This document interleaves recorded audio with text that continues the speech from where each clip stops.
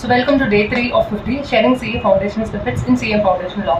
So இன்னைக்கு நம்ம பார்க்க போற topic is all about quasi contract and tacit contract. So quasi contract na quasi contract ங்கிறது actually ஒரு contract கிடையாது, but it's given by legal construct, that is it's implied by law.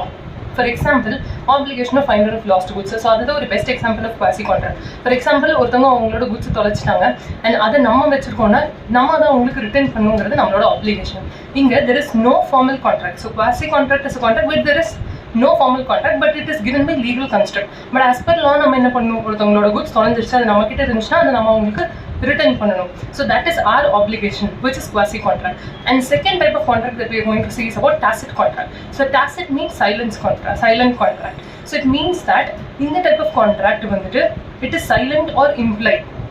Silent contract na, for example, if we go to a restaurant and if we order food, it is implied that நம்ம கடைசியா வந்துட்டு அந்த ஃபுட்டுக்கு வந்து நம்ம பே பண்ண போறோம், அந்த பில் நம்ம பே பண்ணுவோம். So this contract we are not formally entering into with the hotel owner, but rather நம்ம வந்து it is implied, it is a type of silent contract. For example, இப்போ weighing machineல போயிட்டு நம்ம ஏறி நிக்கிறோம்னா automatically means that suppose அங்க coin drop பண்ற மாதிரி இருந்துச்சுனா we will do that.